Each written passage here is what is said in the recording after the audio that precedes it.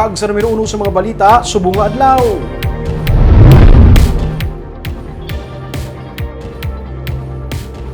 Wala tuo ang reklamo sa hakutay sang basura sa Bacolod. IPM amat-amat nang nagalagas ang ilang backlog matapos makaiuna ang dalan pasulod sa landfill sa Barangay Felisa. Yaring report. Nagalapta ang ginbilin nga mga basura sa higad sa karsada pasulod sa Barangay Handumanan sa Bacolod bisan pa may signage nga hindi pwede maghabuy sa basura diri.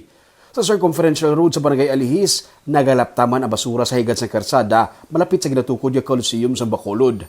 Bagluwas diri, wala tuuman ang reklamo nga wala bahakot ang mga basura sa mga subdivision kag mga barangay sa Bacolod. Humalin sa nag-igo ang bagyo nga paeng, problemado na ang pagsulod sa mga dump trucks sa IPM Construction sa may landfill sa syudad sa Barangay Felisa. Nagakudul-kudul ang dalan pasulod. Matapos kuno ang bagyo, nagnilubong sa lunang ang mga dump trucks. Humaling sa nag-igo ang bagyo nga paeng, yung duta ni sa kilid, makita nyo nga nagatumpok, isa digikan diri sa may dalan mismo. Tuman kadalong, gani kinagakaguot ang mga dump truck nagsulod diri. Sa Biyernes lang, natapos nila bubuo ang bato amo kun nga sa karon liwat na nga makasulod diri ang dump truck sa landfill sa diri sa Barangay Felisa. Istorya sa checkers ng DPS nga na-assign sa landfill nga si Sunny Barsinal, dalagko na lang ang dump truck ang nakasulod sa landfill area. Buot yung mga truck? Oo, damo kita na po. Tatong time sa mga okay, may nag-uot kita gali. Tapos ang mga dagko na lang ipasulan, ang makasulod. makasulod yung lagko na lang, ang gagmay din na.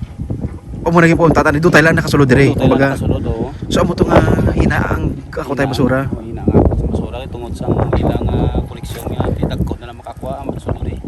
Ang mga magagmay nga mga dump truck nga amo ang nag-pick up sa basura sa mga subdivision ang hindi na makasarang magsulod diri. Pati ang mga magagmay nga dump truck sa mga barangay hindi naman makasarang magsulod. Gani nagka-problema sa garbage collection. Sa Biyernes, tigayo na nga nabubuan sang buka nga mga semento kag mga bato ang naglunang nga parte sang dalan. Gani masako na ang gwa sulod sa mga dalagko kag magagmay nga mga dump truck sumalin sa weekend. Ang ini nga dump truck balik naman sa pagkuha sa basura sa sulod sa merkado sang Handumanan. Makapiraman kuno ka beses nga naguba ang radiator kay nagakabunggo sa karsada sa kadalom na sang alagyan. Halos na nang nagagmay sir, hasta kaning lagko sir, kakalakakas na ila bumper. Tungod nga hindi na yaka pamirisang guma niya.